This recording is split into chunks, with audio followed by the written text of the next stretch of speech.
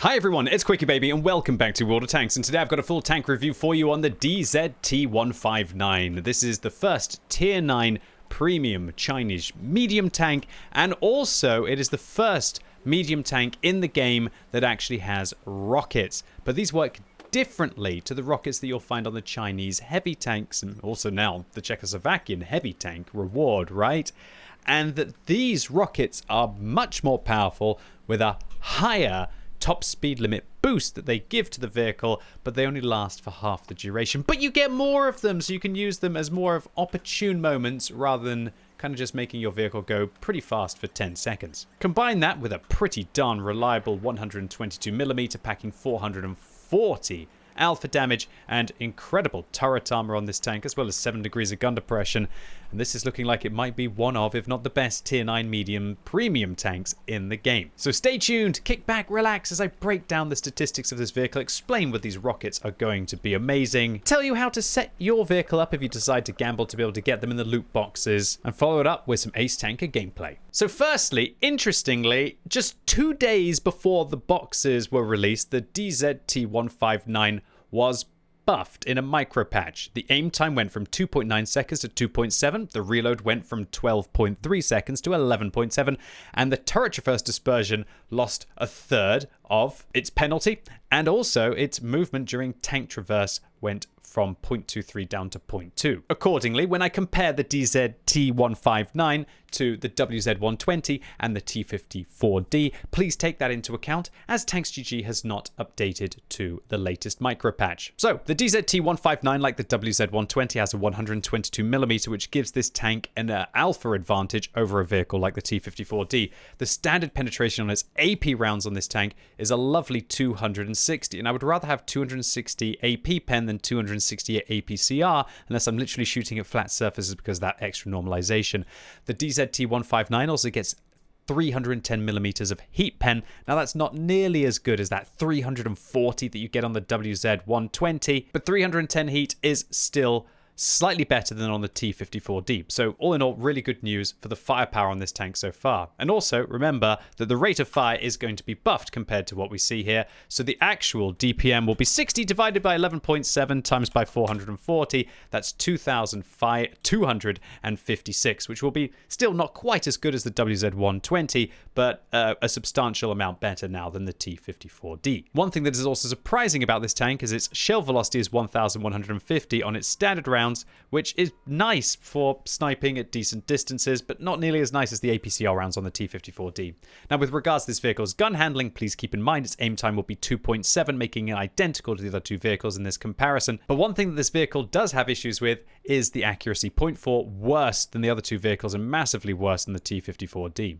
However, luckily, this thing's gun handling is now better when it's turning the tank. No mention if they've buffed when it's moving its dispersion. I guess we'll just have to wait for the micro patch to show up on TanksGG. However, its turret traverse dispersion has been improved from 0.12 to 0.08, which absolutely smashes the other two vehicles in this comparison. And it means that when you turn the vehicle, you don't really need snapshot, or if you do, you're going to have great dispersion values when you're turning that turret. Another nice aspect of this tank is the 7 degrees of gun depression, massively better than the WZ-120 and significantly better than the T-54D, which does help this thing feel flexible on a ridgeline. So now onto the mobility of this vehicle. 40 forwards doesn't sound great. Wait till we get the rockets on. And the power to weight of 15.61 is not great news when we also look at the tank's ground resistances being much worse than the WZ and the T-54D. Accordingly, even though this thing does have a power to weight advantage over the T-54D, it doesn't really feel that much faster.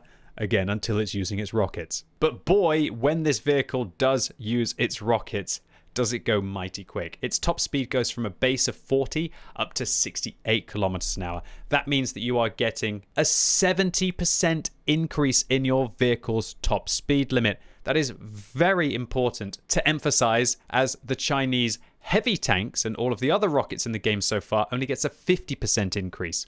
Now, the way that that increase works means that if, for example, you use a turbo on your vehicle, that is also going to get its top speed limit increased by 70% as well while you are using the rockets. Meaning that if you use a Bond turbo on this tank, which increases your top speed limit by 6 kilometers an hour, that is actually going to be a 10km/h increase while you are using the rockets. Also, the crew skill engineer on your driver will be getting a 70% increase again while you're using rockets. So what this means, and now the awesome Tanks GG website does have the new crew skills available, that with a Bond turbo and with Brothers in Arms, and if you use a premium consumable as well, your new top speed limit with rockets is going to be 80.35 kilometers an hour, making this the new fastest possible vehicle in the game that's a medium tank, and it's also even faster than what you possibly can achieve with most of the light tanks out there. What's crazy about these rockets as well is not only do they give the vehicle this whopping top speed limit, they also increase the power ratio to pretty much triple, meaning that you are now kind of a light tank, and a very fast light tank at that, with regards to your acceleration. However, be warned that these boosts only last for 5 seconds. They have a 4-second cooldown time, and you get to use them 7 times in the battle. So that means you can only boost for 35 seconds for the entire 15-minute duration of the game. It should also be said that once you use these rockets, your traverse speed is going to be halved, so it's very hard for your vehicle to be able to turn. And also, if you decide that you want to start going backwards within that 5-second period, you can't. Your top speed limit backwards is going to be 2 kilometers an hour, even with all of the cruise skills. Unfortunately, this vehicle's turret traverse is actually not very good. It's 25, which makes this feel more like a heavy tank, and that's frustrating considering how good the turret armor is that I'm going to show you in a second. The tank traverse as well at 40. It's mediocre inside this comparison. So now let's talk about the armor of the DZT-159. If you thought this was going to be a tank that was just literally fast, but also not able to handle itself in a fight, well, you're going to be happily mistaken if you decide to buy one of those things. And that is because this vehicle has 120mm upper and lower hull armor, but look at this turret. Its turret is 270mm thick, and it is angled along this freaky way. So this means that if you actually turn your turret slightly to the side, turret becomes substantially weaker. You must keep your gun pointing towards your opponents.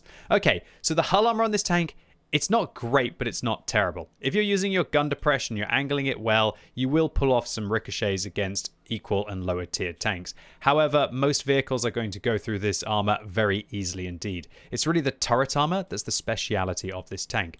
Those weak points on top are barely visible, and they can't be seen at all when you're using your gun depression. And really, your opponents are going to have to load gold and have really good gold pen to be able to go through that turret front. It is a thick boy with regards to that. I guess the issue is that as soon as you have to expose that upper hull armor, it's not going to do very well against high tier tanks, but it should perform well inside a nice matchup. This tank's side scraping capability as well, it's pretty okay, but you will have to expose either a tiny amount of your lower plate or most of your upper hull armor, which will be penned if you decide to engage in this way. Unfortunately, this vehicle doesn't have a large amount of hit points, 1,600, to go with that impressive armor, but its camo rating is half decent, not as good as the other two vehicles in this comparison, but nearly there, and thankfully it gets 390 meters view range, so unlike the T-54D, you're not going to feel as if you're sacrificing if you don't take coated optics. Crew-wise on this vehicle, all of you Chinese medium tank drivers will be happy that it's just got a regular 4-person crew. On your commander, I would recommend that you take Brothers, Repairs, Concealment, Recon, Emergency, and Coordination. On your gunner, Brothers, Repairs, Concealment. I like Designated Target, Deadeye, and Armor on this tank, especially since the turret traverse dispersion is now 0.08. Doesn't really get so much of a benefit there. For your driver, I would recommend Brothers, Repairs, Concealment. You must have Engineered to be able to gain the benefit of that top speed increase. And then I like Controlled Impact, for reasons that you're going to see in this video, and off-road driving to help those poor soft and medium ground resistances. On your loader, I'd recommend Brothers, Repairs, Concealment, Intuition to make use of those heat rounds, ammo tuning, and safe stowage. Although if you find yourself wanting to be able to pump up either your shell velocity or your rate of fire, then consider Adrenaline Rush or Close Quarters Combat. Equipment-wise on this tank, I'm going to be using turbo, vents, gun rammer to focus on all-round performance and the firepower, and I believe this tank must use a turbo to be able to make use of that increased top speed limit with those boosts. And also, honestly, if you don't take a turbo, this thing will feel very slow when it isn't boosting. For my second build on this tank, I'm going to be running Vents Vision System Exhaust, as this vehicle is quite sneaky, and the idea of rocketing forwards to contest light tanks that can't see you coming is kind of hilarious. Field mods wise on this tank, I would recommend taking the module durability increase, improving the accuracy of this vehicle, improving the camo rating of this vehicle. I would take the scouting slot, and for the final one, I'm actually going to improve the aiming speed of this tank. However, now that the aiming speed has been buffed, you might even want to go the other way to increase the vehicle's hit points, although it's definitely not one of the tank's specialities. Anyway, I think that's more than enough theory crafting. Let's see what the first rocket medium can do in World of Tanks. So first up, I am going to be rolling out on Fjords, and it's in a matchup that's as bad as can be with lots of tier 10s and tier 9s to be able to handle. Now I'm going to be going with Vents, Vision System, and Exhaust on this map, and that is because I love to make the play down the 7 line. It really seems to work out for me in reasonably sneaky tanks like this one. And the interesting thing is that other vehicles are kind of slow getting into position, but we're kind of keeping up with a bat chat even if we don't have the turbo on this vehicle. And look at just how short these boosts are. 5 seconds. Do we actually get up to our top speed limit while we were boosting? Kind of up to 60, 60, 70. Remember, without the turbo, we're not going to be quite breaching up into that 70 kind of mark. And in this kind of a situation, let's see how this gun performs. 440. I have to admit, the upgrade that the patch made, where they improved the dispersion on the turret traverse by 1/3, improving the aim time, improving the rate of fire of this tank, has made a huge difference to it. And I'm so glad that I didn't do my tank review before they actually buffed the vehicle, because I would have probably had a different opinion on the tank altogether, which is one of the reasons why I didn't review this thing first. Even though arguably it's kind of one of the more exciting tanks, it would have been awful of me as a content creator to play this tank with its previous statistics to rush out an opinion for all of you. And it was only buffed, the statistics of this, from Wednesday. So that's the earliest opportunity we as content creators have had to be able to get a true feel of what the DZT-159 has been like. And this gun, it's just good. It really feels great. This 440 alpha damage would feel great at tier 10, but to have it at tier 9 feels nice as well. And even without a gun rammer, we're slamming in shells. And while that one looks like it missed, maybe we hit the T-123 that's behind the Jagdpanzer E-100 instead, right? We can see this big fat German heavily is just absolutely floundering around right now. Absolutely floundering around. And this is where, like, that Vision System exhaust build, just sitting in this little area and being able to get rid of the STR-V103B who is above me, it just feels wonderful to be able to get those free shots in the back of the tank. So what I want you to all get from this game is just how this gun performs when we don't use vert stabs, where we don't improve the aim time, where we don't improve the accuracy. And hopefully you'll all see that even when we're only running vents on this tank, which does help the aim time and the accuracy, it will give me better gun handling than the gun rammer will, right? This tank still handles very well indeed for such a large caliber gun. And this is where the rockets come into handy, right? We just absolutely freak that FE405 out. We put our gun up in the way and we take no damage from that tier 10 British brute. And, yep, Vision System exhaust. Now, we're up to 3,600 combined with all of the spotting here. And this is where now this tank, it has the armor to be able to go hold down against a Leopard. And I'm bouncing this Leopard, and my AP rounds can absolutely brutalize that tank. Damn, this vehicle in the right scenario, with the right build, although, you know, there are still people who make fun of me for the old Vision System exhaust build in scenarios like this, even though we've nearly packed out 7,000 combined in less than 4 minutes, 3.5 minutes. If it works, right? And this tank is perfect for it as well. I think this tank will scale better with the turbo, because obviously that turbo is going to get boosted up by 70% when you're using those rockets. And I think this vehicle is like a fast assault medium. But the thing is that you can still play it in a sneaky fashion. And this is a very sneaky tank that hits very hard, that has a very good turret. It is lovely within that regard. To have the flexibility of having armor, to have the flexibility of having mobility when you need it, like to race forwards around the corner and not even take any damage from that Object 263, and still to have enough finesse on the gun to hit a clutch shot there against the 283. Wow, what a game. This was, including blind spotting, a 9,000 combined game in 4.5 minutes. And that's because this is just an all-round tank. It has some camo capacity, it has some firepower, it has some armor, and it has some fun rockets that allow you to make really funky plays, like against that FV405. They did not expect us to boost up to then have that huge engine power to stop them from cresting the ridge. This will be fabulous for stopping your opponents from cresting ridges against you.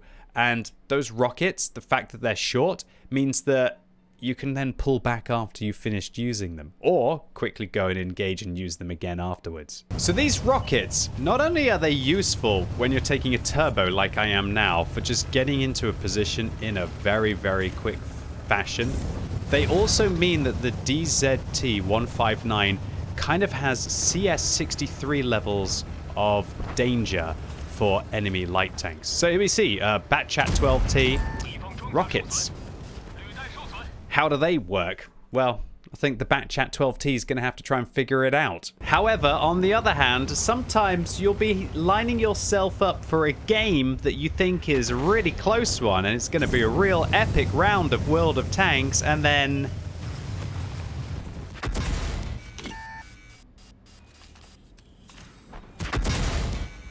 yeah, you really just couldn't absolutely script the nightmare there.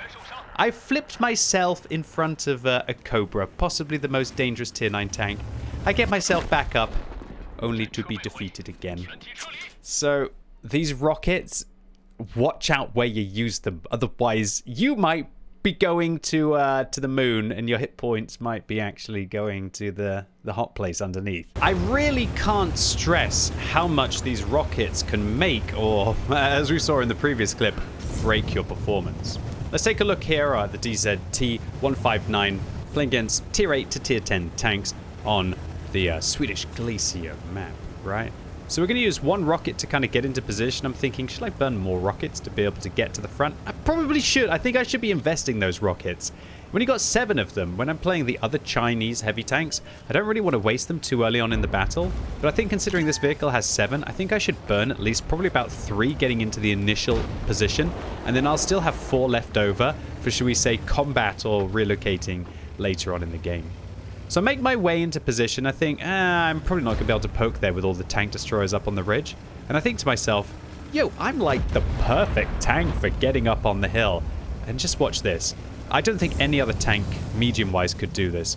We're just absolutely pounding it up that slope at 70 so fast that neither of the 2 tanks managed to react. The STB-1 aims at us, and I think, hey, why don't I just stop on this slope and aim? And this would usually be a terrible idea. Not if I have rockets. I'm so fast, I can whiz up the slope, avoid all the enemy shells, stop because of the short rocket duration, fire at the STB-1, and then I can immediately rocket again afterwards to avoid his shell. And now I'm here to get to farm all of these vehicles afterwards. Oh my goodness gracious. These rockets, they just feel so different. I think one of the biggest issues that I'm going to have with this tank is that it just presents so much opportunity as to how you want to play it. You know, you're fast enough to contest any of the early positions in the game. You're also sneaky enough that if you do choose to use an exhaust vision system, you've got the speed to be able to contest some early spotting locations. And then when you're there, or even getting into the position, your camo rating isn't affected by the rockets. When you're there, you've got the camo to be able to use that position as well. And so look at it like this. One rocket heavy getting into position. They want to be there first so they don't take any hits. Here's the rocket medium to have something to say about it, Mr. BZ-176. Rockets versus rockets. I've taken that early position. I've got that early shot. I've started the early contention. And this vehicle as well, because of the fact it has turret armor and it can kind of side scrape at least reasonably well, especially in a matchup like this, you've got other opportunities as well of playing it as if it's some kind of like a hold down brawler. In a weird way, it's kind of like an Object 140 within that regard, with 7 degrees of gun depression. Doesn't have that quite wild rate of fire with a 320 alpha. But it almost feels easier to play this tank because you're not having to constantly fire, and you can trade more effectively with that 440 alpha damage. And so this thing, it just seems like this immense bully. And when you do get into a matchup like this, when you're against some tier 7 tanks, oh, you've even got these flexibility with the heat rounds. Doesn't look like I can quite find an angle here for the BZ-176 on the upper part. But you know what? The side looks like it's at least a 50-50. So let's take that. You know what? That BZ-176, they're not going to last long if they keep taking these huge hits from this meaty tier 9 tank. And I don't know, are they just still aiming and looking for an opportunity? Are they actually going to move, or are they AFK right now? Well, I hit my third shot and I reverse. Maybe they've just gone on their desktop for a second, something important to handle. That one actually misses, and then they go, what? Oh no! Great, 122 damage. And then this is where I decide, you know what, he's got a 15-second reload. F it, rockets, let's go. Right to the side, faster than they can possibly manage to think about this. Boom, baby. And you know what, this tank as well, it might be a real good one to use an experimental turbo on. Because you'll get, I wouldn't recommend experimental turbo unless it's tier 3, because you want to get all the top speed that you can.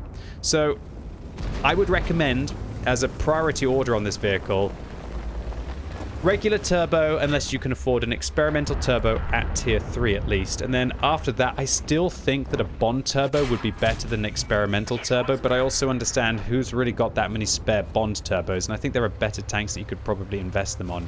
Although, if you do put a Bond turbo on this, it does become the fastest medium in the game. You can say that.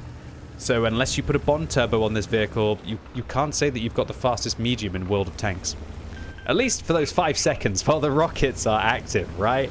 And so I think I will be investing a Bond turbo on this vehicle. If I have any lying around, I guess I'll have to wait for the next Onslaught season, which who knows, probably going to be, they usually have multiple ones a year, so I'm sure that we won't be waiting too long for Onslaught, considering we had one in, what was it, September or something like that. So it'll probably be like January or February that we have Onslaught if Wargaming are doing it every 4 months, roughly. But I digress. Let me focus back on hand on the DZT-159. But I do think that the equipment choice on this tank is going to be a matter of preference. But I feel very cemented with the 2 builds that I'm going to use on this tank. A lot of you might be already thinking, oh, QB, you're not using vert stabs. But remember, the statistics have been buffed significantly. 0.08 dispersion on the turret is towards a level where I wouldn't consider using vert stabs. The movement dispersion, not great, but look at that turret traverse. For a big gun like this, it's fine, he says, as he misses the broadside of an artillery. So, of course, use vert stabs if you want to. I just think that you're going to have to be making sacrifices in other areas. And I can't really imagine dropping the gun rammer on this tank for your main build, not for your secondary build. Man, it never gets boring just seeing the front of the tank just go and like buck up with the rockets there. It is a real good time. I've also felt so confident just going into aggressive situations in this tank because of having those rockets as well. I feel like, okay, I go and fight a light tank, I can ram this guy. I'm fighting a heavy tank, well, I can use rockets to be able to flank them to be able to avoid their shell. You have so many opportunities.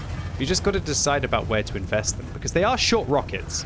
And they do make a difference, and how you decide to invest them in the battle will mean whether you're successful or not successful in this tank. So, I'm trying to come to a conclusion all in all for DZT-159. Do I think it's a very good vehicle? Yes, I really do. I think this is probably one of, if not the best, tier 9 mediums in the game now. I think it's a fantastic vehicle. Do I think that it's broken OP? See, I don't really think that something that has hull armor that can be penned by kind of like tier 8s or tier 9s is going to be that broken. It's good, don't get me wrong, but the hull armor, it's not perfect. If it had like 430U armor, sure. The turret as well, it's very good, but it's not going to hold up against those mega rounds. And as I showed you with the shape of the top of the turret literally just being angled from the mantlet, that means that as soon as you go like this, decent pen rounds are going to challenge that turret. But the design on the turret is lovely. It's a thick, chubby turret. It's a beautiful design, and it will get you through some battles. The firepower on this tank, it's good, but remember this is tier 9 now. And there are other tier 9 tanks that make this gun look bad, like the WZ-120, for example. And nobody's really playing the WZ-120, right? So why are people not playing the WZ-120? Well, it's probably down to the vehicle's gun handling, and also down to the fact it has no gun depression, and that its armor, it's all in all worse than on this tank. It doesn't have rockets. So, all in all, this DZT-159, I think this is one of the better tanks from the loot boxes, and it's a real exciting vehicle as a first premium medium. I will be loving this tank. I'm going to put full maxed out equipment on it because it's my cup of tea, and I love tier 9 matchmaking, and I know that I will have fun playing this vehicle. Those rockets, you'll have an opportunity for some memes. You'll have an opportunity to make aggressive plays and use them to get away with it. And as someone who really enjoys the Chinese rocket heavies for being able to have the power to make those plays, I know I'm going to love this new premium medium at tier 9. However, are tier 9 premiums getting too good now? It's getting close. Obviously, the power creep is real. We don't really have any truly overpowered tier 9 premiums, apart from arguably the Object 752. Is this going to be the first overpowered premium medium? And a final word. I just think it's absolutely hilarious that this vehicle is going in after the Felice just a few months ago, right? Or even just last month, whenever it was. The months seem to roll into one for me right now. That we had the Felice that has pretty much this thing's kind of turret, but just with no rockets and what feels like a whole less fun. And while the Felice has a little bit more gun depression and more alpha damage, I'm looking at this one as a whole lot better. Oh, and boys and girls, just a reminder, these tanks are meant to be fun. So go and have some fun in them, right? 1,700 ramming damage from above on that IS-3 I think he'll be questioning where that meteorite came from. And when you think about it, meteorites do have some pretty epic rockets coming out of the back, right? Anyway, ladies and gents, boys and girls, that was it for today. Really hope you enjoyed this tank review. If you did, give it a thumbs up. If you hated it, give it a thumbs down. And let me know what you think about the DZT-159 in the comments down below. Do you think it looks outrageously overpowered? Or do you think there's enough things about this tank that hold it back compared to other tier 9s? And make sure you subscribe to the channel so you can get my reviews on the XM57 and the Squall as they're released over the next couple of days. And as always, thank you so much for watching. You've been epic, and hopefully I'll see you soon.